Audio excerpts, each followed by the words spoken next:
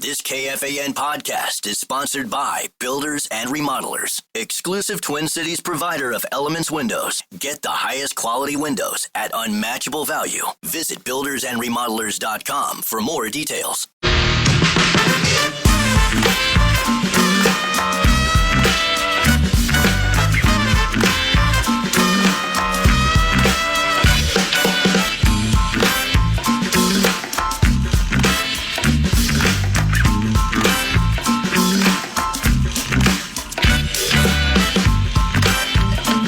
One of our very favorites has arrived, ladies and gentlemen.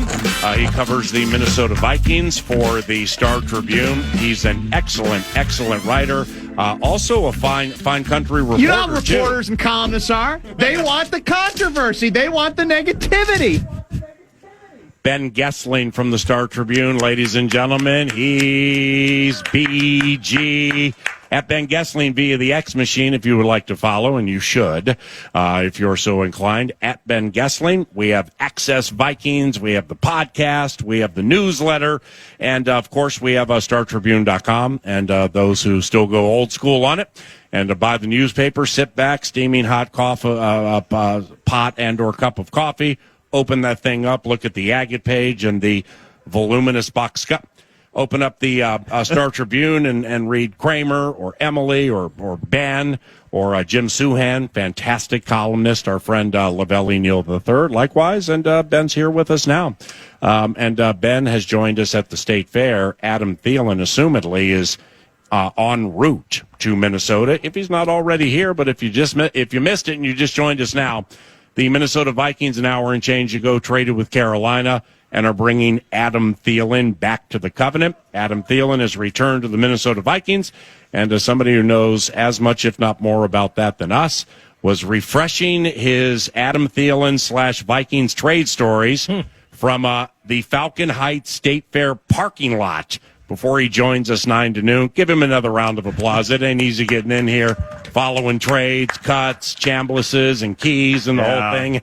My man's been through the football grinder into Labor Day weekend, but AT19 back. What do you think? Yeah, it's interesting that I mean, the timing, I thought it would get done. They were talking about it last week, and initially on this, for full disclosure, I thought when people started bringing this up, I thought, really? They're going to do it for, the contract is fairly large for this year, and it's a wide receiver 3 kind of thing for a couple of weeks, but they wanted somebody that knew the offense, that could step in right away. He wanted to do it. He wanted to come home. His wife, I think, posted something on Instagram of him telling his kids, and the celebration was like immediate, and said his son Asher is going to be, just completely over the moon when they pick him up from school. So, and not to clump, but when you do that, and you have a family member do that, and players, personnel, coaches, and stuff within the Panthers see it, it almost forces their hand to be like, well, how do we even have him back? I mean, how much is it? Now, Adam's heart would be 10 of 10 there,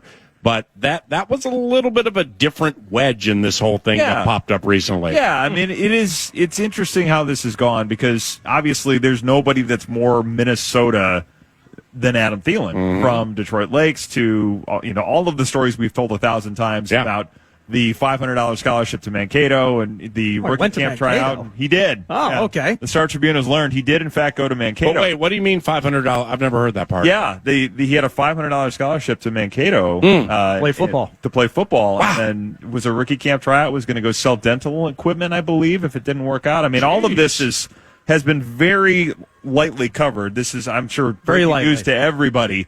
But the story has been pretty remarkable to watch, and the fact that he gets to conclude it here, I think that played a part in this trade, that he wanted to be back here. There's those relationships with Kevin O'Connell. There's the relationship with Justin Jefferson, of course.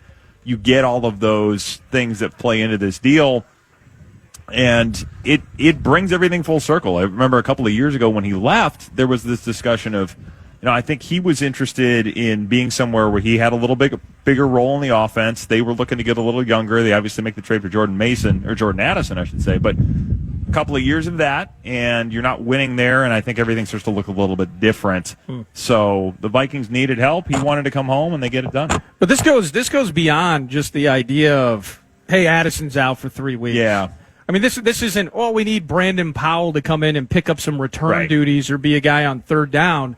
Once Addison comes back, that's the triumvirate, right? Yeah, I think so. I mean, I don't think you're doing this and picking up, I think. Because this is where I was initially, you.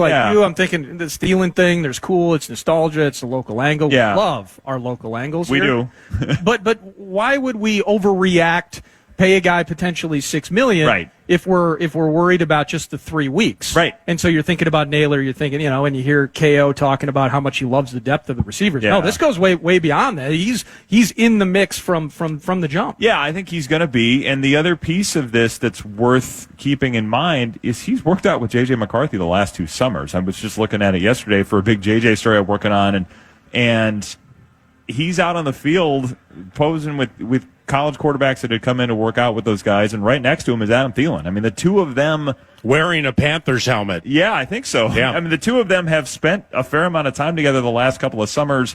Does that make it so that it's plug and play right away? Mm-hmm. I mean, there's still some things to learn, but he knows the offense, he knows the quarterback. Those things certainly do not hurt. Yeah. You're trying to get somebody in here that's going to play pretty quickly. But so from a plug and play standpoint, okay, there's that. And do we trust that? Yes, because he's been here, verbiage, expectations, whole thing. Carson Wentz. Yeah. It's Carson Wentz got here a few days ago, is in a very, very short amount of time, and Carson is smart. Can he possibly learn enough to be the QB2 into that Bears game, or is it Brosmer's money for now? Well, I would think it's Carson Wentz, but that question of how much of it is he going to have under his belt, so to speak, is, I think, something they're going to be spending a lot of time on. He did spend that time with the Rams in 2023, which I think helps because you have that scheme. There's so much crossover with what the Vikings do. Mm-hmm. But, there's a lot for him to get up to speed on, and you're no longer in training camp mode where the number 2 guy gets a ton of reps. I mean, Kevin O'Connell's talked about you want a number 2 that's probably not needing his hand held a ton. Yes. So that is the challenge of the whole thing, and Max Brosmer, I think, is going to be very much a part of their future. It'll be interesting to see how that goes. I would think it's Wentz 2, Brosmer 3, but the challenge of getting up to speed certainly is worth considering. Well, courtesy of Standard Heating and Air, Ben joins 9 to noon weekly, and that will include, hopefully he can make it work, but every Tuesday, Nordo and I are at Twin Cities Orthopedics Performance Center. That generally is a football team and players off day and stuff like that. Ben's still nice enough to come out and join us, but that also is a day where every Tuesday, beginning next week at 11 a.m., we have a 30-minute sit-down with Kevin O'Connell. It's X's and O's with Kevin O'Connell. That's each and every Tuesday beginning next week. And off the quarterback bit, I'm already excited to ask him about Brosmer's development. Yeah. Because I think I forgot to look at 2 or 3 teams last night, but I went through every team's current roster and their quarterbacks. And I only found one that has a college free agent a rookie college free agent who made the active roster, because it's just so infrequent when college free agent quarterbacks make a final roster. So I'm excited to talk to the head coach next week, and you guys will have a crack at him probably before that, so maybe it'll be addressed. But with Brosmer, he improved so rapidly, so fast, that now is there a stop sign?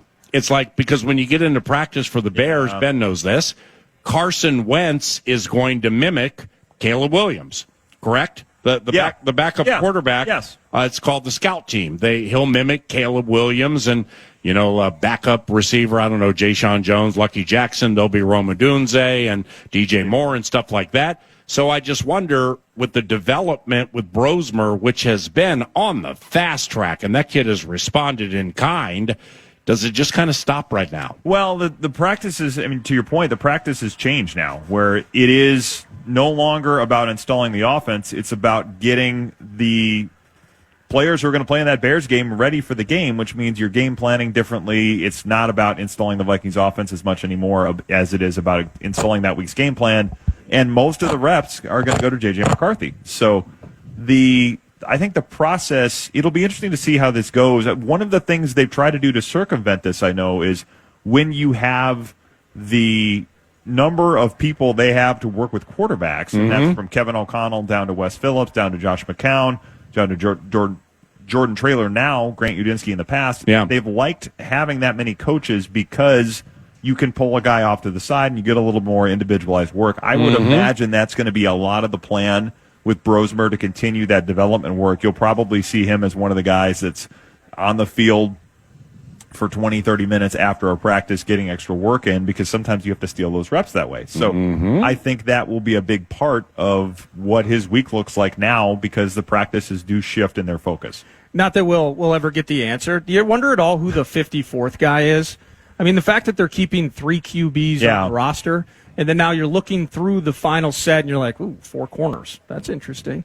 Okay, XYZ here. They did keep that extra lineman. Joe Huber, undrafted, one of 7 undrafted guys. You wonder at all, like, who the 53 or the 54th guy is. Like, Gabe Murphy's like, come on, man. Yeah. Like, are you serious here? There are a lot of things with this roster that... And third QB changes part of that conversation when you put everything together. Well, CJ Ham going to IR, I think, changed a lot, right? Yep. And it sounds like he's not that far away. It sounds like maybe just a week, but they're being cautious with it, and it's not a bad thing now to have the roster spot. If you don't think he's ready, then take a little extra time, and you can use the roster spots other ways. But this roster, to your point, Nordo, does feel like it's a work in progress. It's unfinished, it feels like. Yeah, there are years where I think there was one year I think they had like 7 corners, and it felt like, okay, there's something else coming here. There have been a few of these over my years covering the team that definitely feel like kind of clay that's not completely molded yet or completely fired. This feels like one of those. And they always change, but there are certainly spots, 4 corners on the roster and not more than that. I mean, there are going to be moves coming here in the next few days. Ben, it's been said over the years, since Kwesi Adolfo-Mensah became the general manager here, maybe back to the Spielman days too, with like Tashawn Bauer. But this is part of the culture they talk about, where if you are undrafted and you are a college free agent and the Minnesota Vikings call, generally speaking, they come, and they don't, because, say part of the deal is, well, here's the deal, man. I know that they're offering you 110. I'm going to put 130 in front of you right now, and if you don't take it now, it won't be there in 5 seconds. And so they take it, because they know college free agents have a chance, whether you're a 14-win team or a 7-win team. They give everybody a big chance to not only make the roster, but play in the games. 7 of them this year, including Brosmer. Yeah. Elijah Williams, what an awesome story from Morgan State. Speaking of Adam Thielen and like Marcus Sherrills, he wears 99. This Elijah Williams, he had to try out at a rookie tryout a few months ago just to get to rookie camp to potentially be cut. Then he opens eyes at rookie camp, opens eyes in the preseason, and now he's won a spot on the team. So football is so great with stories like that. 7 college free agents. How do you read into that? Yeah, I mean, you mentioned the Elijah Williams thing. It is, in some ways, it doesn't have the one of us component, which we like, but it in a lot of ways is an even more remote journey than Adam Thielen took, because Thielen was rookie camp tryout to training camp roster to practice squad. He did not make the 53 that first year. Elijah Williams goes right onto the 53. Yeah. To go from rookie camp tryout to 53-man roster, that does not happen very often, and they have given those guys chances. You mentioned Brosmer. We can go back to guys like Gabe Murphy, guys like Taki Taimani. You go back. Ivan Pace Jr. Pace Jr. would be the top one on that list. In this regime, they've had a lot of success with those types of players, which helps mitigate some of the fact that they haven't been very good in the drafts. But when you get young, affordable talent like they have in undrafted free agency, it does help in that capacity. There's no doubt that's been an area where they found some success, and they continue to provide opportunities for guys. The Scribe. When you put the emotional wherewithal of it aside from the fan base, because writers and people who work in the media and stuff like that, it's kind of part of the job to have a pulse of the fan base, to figure out what they're thinking about, what social media blowing up with, and I mean, just watch this.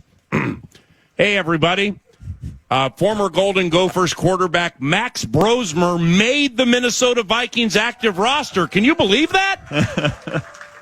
Okay, so that's happened 15 times over the last 3 days in anticipation he does make it. So when you take Shout out to the Vikings for all the local angles on this roster, by the way. I mean, this whole weekend, we love to eat those up in the media, and they provided a lot of them. No doubt. Local and regional. But when you take that part of it out of it, it is fact that Max, from the time he got here, through the joint practices against New England, through the throws we've all seen in the preseason games, he didn't gradually get better. He embraced it in a hurry. And when Kevin O'Connell knows that he can put a voluminous amount of information in front of you, and it's not going to overwhelm you, he knows you're not going to go 10 of 10. But if you go 8, 8.5, 9 of 10 in a short amount of time, you're in the covenant. And when you have a skill set like Max has. So take all of that and the fan-related emotion out of it. Yeah. What are they on to here with Max Brosmer? What have they potentially hit on? Well, it's going to be interesting to watch the long term on this, because their hope, quite candidly, would be that he does not start, because that means that J.J. McCarthy has been effective enough and healthy enough to keep that job. It will be, I think the long term becomes, if you develop him, it's one of two things.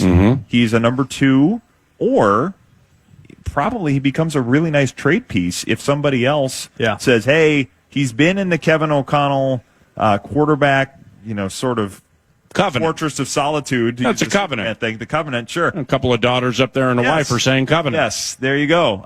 Yes, very, very well done. And I'll see you guys Sunday for Bark in the Park and the all-dog races, because I'm going to talk him into it.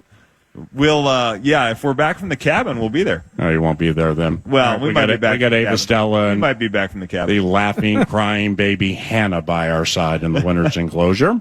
Well, it's and not that I'm rooting for the team to deal Max Brosmer, but I do think about Belichick now. Jimmy G was drafted, but he's able to get that second-round pick for him. You think about that. Matt Hasselbeck was turned into the 10th pick in the draft. Packers blew that pick, but exactly. And so, happened. But also just kind of in the short term, it's kind of like in PA. How do you handle this as a scribe, and you're putting content out there, which you guys are just on the grind right now. In some ways, it's like, get it while you can with the Brosmer thing, because once the games start counting, a lot of us are going to forget that Brosmer's even on the team. Unless he's the backup quarterback. Yeah. It's not unrealistic, Mac. We joked a lot about it during the preseason, but now he's on the active team, and Carson Wentz has less than 2 weeks to absorb what it may take to be the Minnesota Vikings quarterback if McCarthy goes down September 8th. Yeah. So if only for now, he might be QB2. Yeah, I mean, we saw this a couple of years ago, and it was a little different in a number of different ways, but Jaron Hall ends up having to play in that first year and didn't go well. Right. But the point being... Well, it was going well at Atlanta.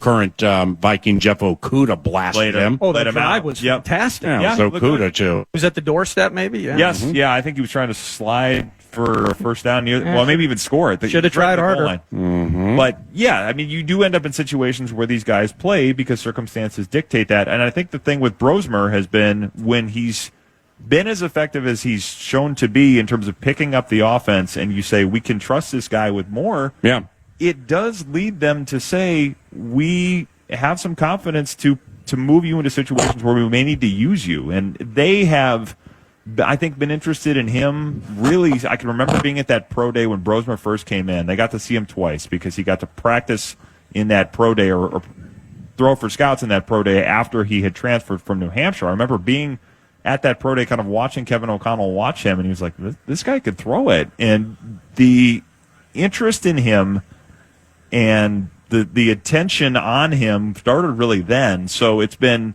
they've liked the way he carries himself. They like the way he studies. They like the way he throws with anticipation, that he can get to decision points, coverage recognition pretty quickly. Those are a lot of things that you don't see young quarterbacks pick up as fast as he's shown he can do it. And if you are doing those things in addition to synthesizing the offense, I think you're going to continue to get opportunities come your way. Hang out with us for a second, okay? There was a shooting at a school that is attached to or has a church. Annunciation Catholic. Yeah. Annunciation Catholic, and Fox 9 is a momentarily. We're going to pick that up 9 to noon. Very, very sad, tragic situation. We'll do that around the corner on KFAN.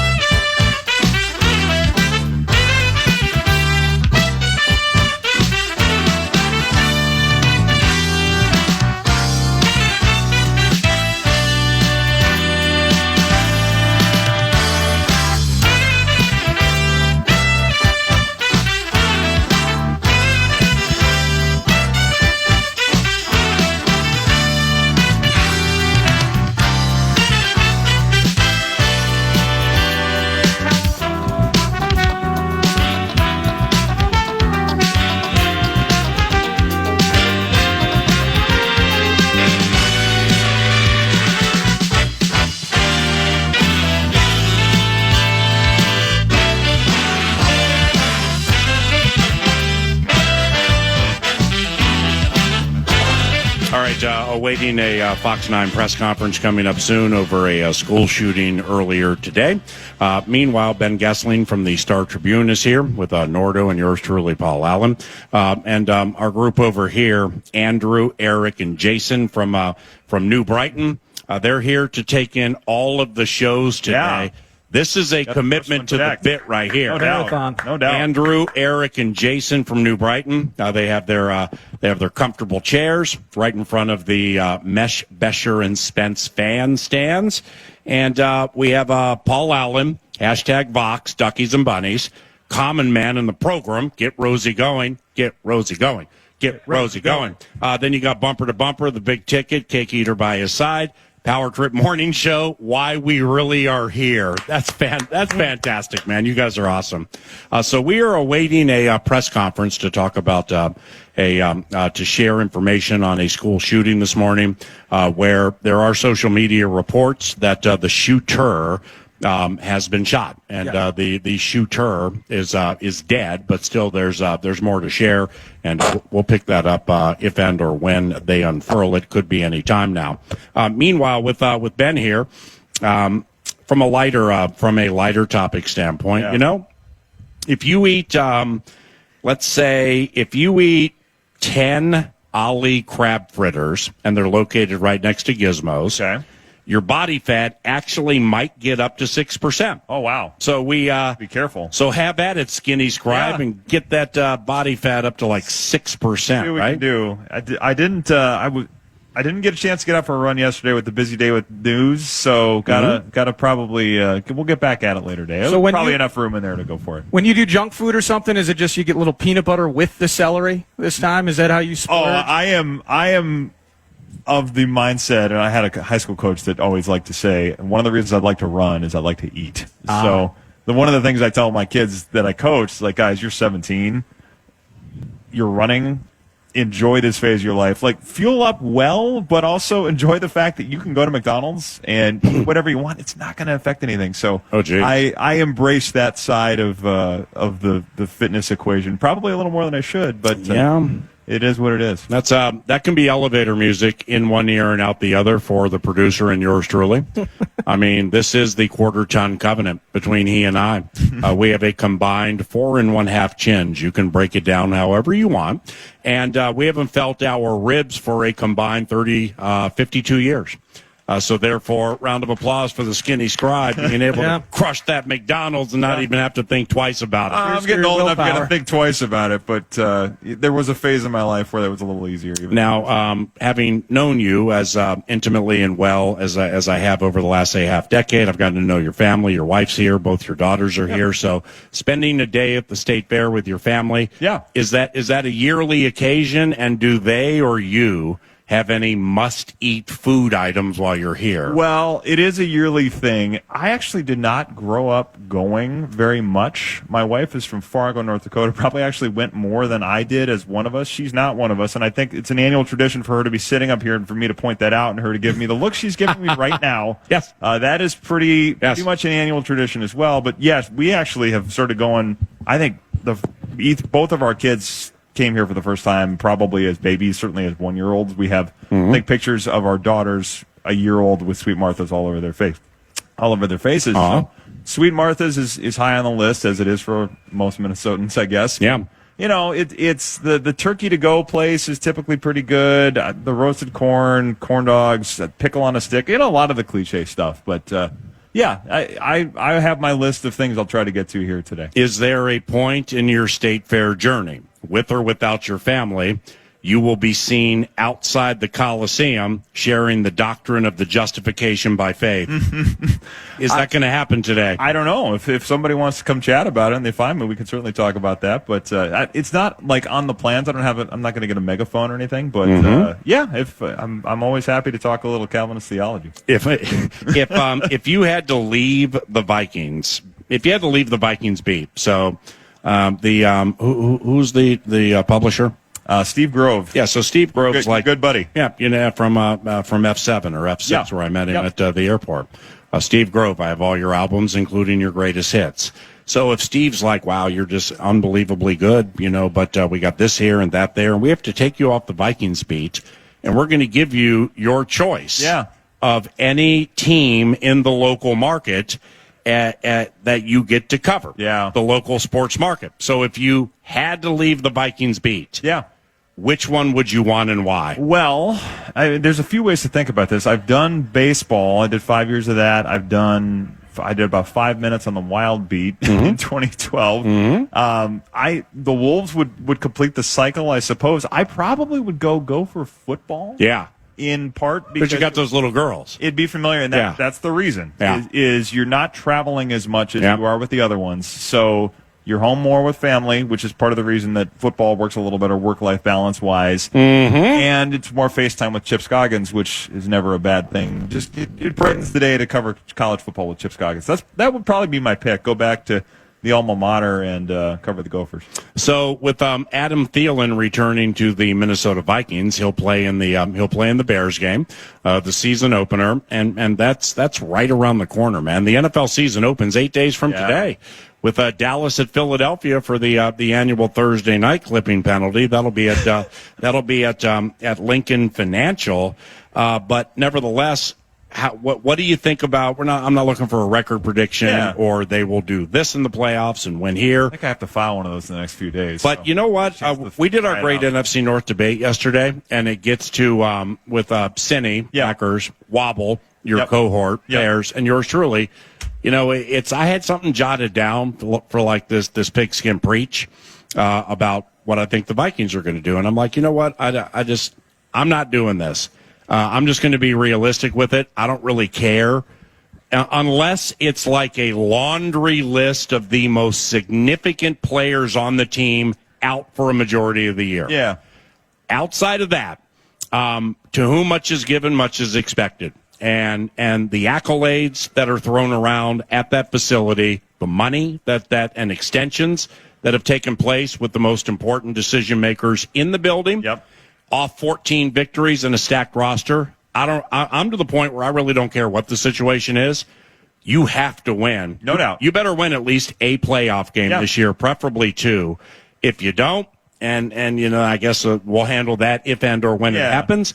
But, I'm not like draw a line in the sand guy. It's just they've done too many good things here to not have a legitimate chance to at least advance close to the Super Bowl, right? I would agree, and I don't think they are running from that. I think you've heard Kevin O'Connell say, you've heard Kwesi Adolfo-Mensah talk about a championship standard. I don't think anybody is sitting there saying, well, we just need to get a step closer, and you got to account for the fact that we have a young quarterback. There's nobody sitting there offering those qualifiers, making excuses.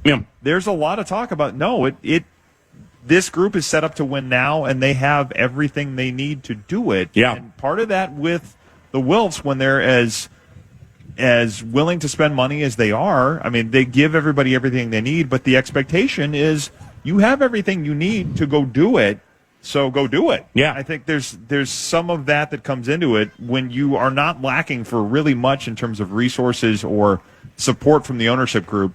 The expectation, even if it's somewhat implicit, is that you're going to do something and win, and there's no doubt that's what everybody in this building is expecting to see happen. Love you, buddy. Love you too, man. Appreciate you. Thanks. Hey, Ben Goessling. He ain't Benny. He's our brother. With his beautiful family there, too. Covers the Vikings for the Star Tribune at Ben Goessling via the X Machine. When we return, we believe that that press conference either will be starting or underway. And we'll explain more after this from the State Fair on KFAN.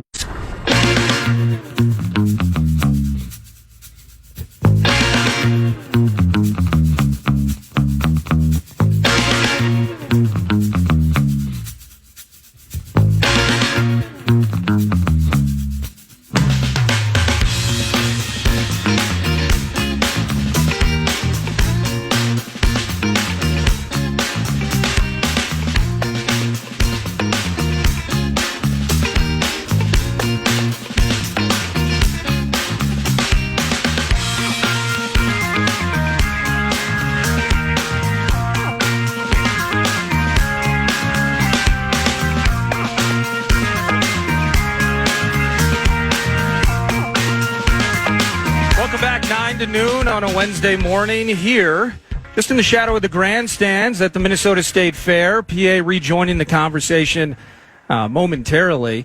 And as noted before the pause, the A topic in town, a mass shooting event taking place at the Annunciation Catholic School / Church in Minneapolis, a deviation from sports and the fun that we love having, not just at the fair, but 9 to noon. We will, as it gets underway eventually here, a slight delay in process, there is going to be Fox 9 coverage of the press conference for an update on exactly what has taken place and more concrete reporting on what happened in Minneapolis. And then after that press conference, weird transition as it is, we will jump back into the frivolous, into the fun, into Minnesota Vikings football as slated. Thanks again to Ben Goessling for joining, covering the Vikings for the Star Tribune and StarTribune.com. Alec Lewis, you know him for his podcast, you know him for his giggling, because he doesn't know how to handle the 9 to noon host. He sees and hears weird things, and, well, he just starts laughing, because that's really all you can truly do in some cases. Alec Lewis will be joining us for the 11 o'clock hour, and just breaking into the roster, and, you know, from the conversation with Ben Goessling earlier and with Alec Lewis as we continue to dig down into the final 53, what it looks like. We love the exhibition season, but the exhibition season is over. We got QB2, one of Max Brosmer's biggest preseason cheerleaders, if you will, was the aforementioned Alec Lewis. And so getting to catch up with him and, you know, whether it's here, did a terrific job filling in last Friday. He's going to be with us, of course, during the Friday feasts once the football season kicks off in earnest. Unbelievable, by the way. Just a couple of Fridays. We're going to have a feast at a Buffalo Wild Wings. Buffalo Wild Wings, Oakdale, if you're interested. And that is all coming together. As I've done a bit of tap dancing, sir, there is a continued delay, it appears, in relation to the press conference that will eventually be airing, courtesy of Fox 9, that being the real world A topic. But just kind of running through, just excited to see Alec now that the roster's put together. And hit us with some NFL du Nord provided by Canterbury Park, CanterburyPark.com. We race this evening at Canterbury. Just 10 days of live racing remain. So if you're interested, stop by. We start at 5 o'clock tonight, CanterburyPark.com. We have our NFL Pro Pick'em Challenge, which begins week number 1. Not sure if you can get into it now, but you can certainly get into it next week. And we race dogs at Canterbury Park during the course of the year. So we will have races for corgis, Dachshunds, Bassets, Bulldogs, and so on. Well, the Bark in the Park is Sunday at 1 o'clock, and they all race against each other. And it's quite the spectacle. It's fantastic to watch these Bulldogs race against these corgis. CanterburyPark.com if you need any information. So you're familiar with Bob Sturm, Dallas radio, of course. So Micah Parsons, there was something now, I don't know how real this is, if it has legs to it, but I was texting with Dave Sinekin, okay, the Sultan of Smug, and here for the NFC, the great debate as it took place yesterday. But there have been reports coming out that there's a potential deal to be made, or there may be conversations of a deal, framework of a deal, if you're Mark Rosen. The idea of Micah Parsons being traded from the Dallas Cowboys to the Green Bay Packers. Now, the reason I bring up Sports Sturm, of course, Dallas radio's finest, lifelong Packers fan, he was posting on X a bit earlier. He is skeptical of it. He believes that this may actually be of just a function of social media hysteria. Yeah. But the lack of connection or consummation of feelings and contracts and monies in Dallas between Parsons and Jerry Jones has led people down the road of maybe there's something greener on the other side of that fence, and specifically green is in green and gold. That's been hitting the rumor mill harder than the Adam Thielen buzz has been here over the last 18, 24 hours. So do we happen to know the origin of the rumors? In other words, because I'm going to fall back to this all the time, and this is with, all due respect to PackersZone.com or PackersFanPage.com, Vikings, whatever. Unless it comes from Adam Schefter of ESPN nationally, Tom Pelissero, Edina's finest, .com Tom with NFL Network. There are others locally. Doogie, Darren Wolfson does a really good job with stuff like this. unless it comes from like one of those two specifically outside of the covenant, I'll go Schefter and .com Tom, Pelissero in no particular order. It's elevator music for me. Yeah. Until one of those two says this is real.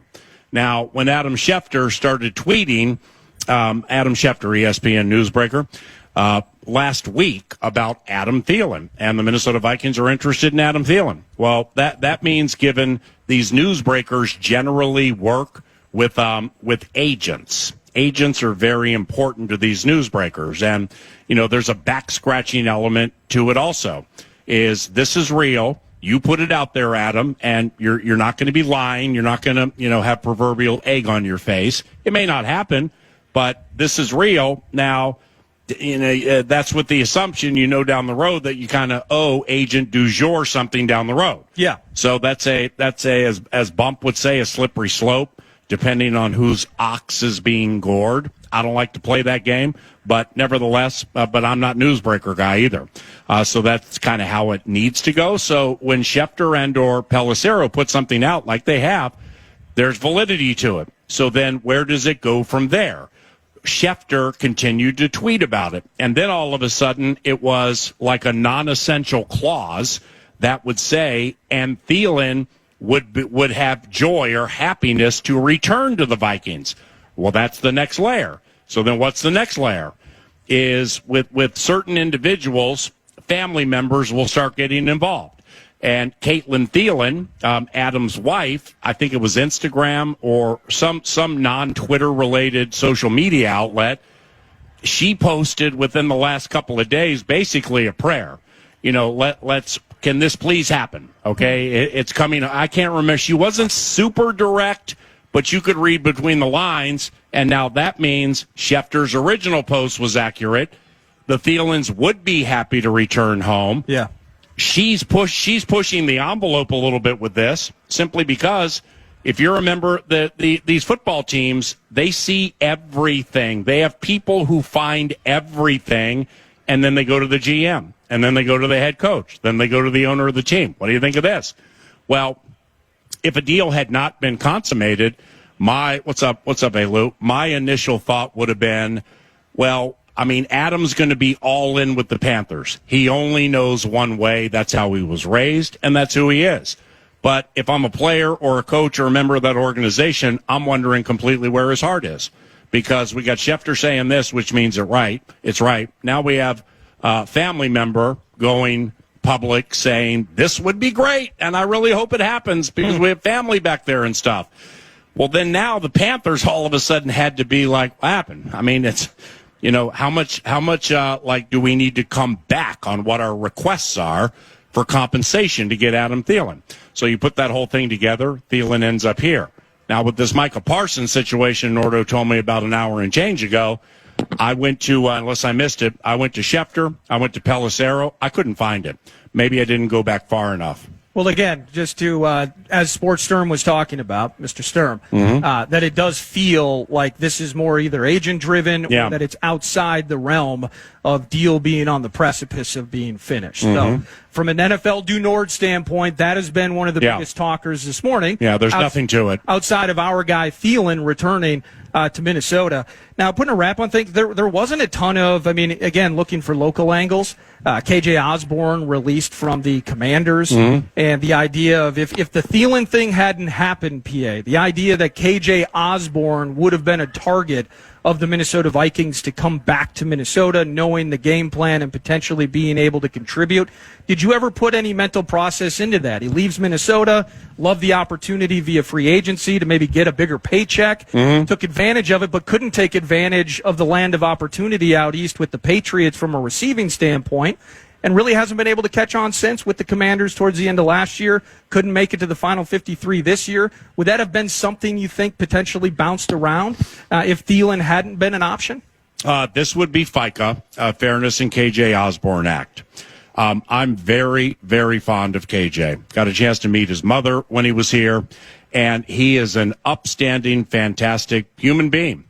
Now, outside of walking off against the Detroit Lions a few years ago, KJ Osborne with this O'Connell offense and Jefferson and the way they do things, he just got lost in the shuffle. I mean, he played a fair amount, but really did not make that much of an impact. So when that name started being bandied about yesterday, I was doing a podcast with Alec Lewis from The Athletic, who will join us about 10 minutes from now. And so we started thinking about it and stuff, and it never really hit with me. And that's nothing personal against KJ. I just, the smoke leading to the fire with Thielen it was smoldering, and there still, was a chance. So I had that first and foremost on my mind. But if Schefter, Pelissero, the team, whomever had put the kibosh on the Thielen bit, I might have thought about it a little bit. But KJ Osborne's run here was what it was. They let him go, and hopefully he lands somewhere. He lands somewhere palpable for him. All right, we mentioned we're going to drop in a press conference here from Fox 9 involving a school shooting earlier, and here it is.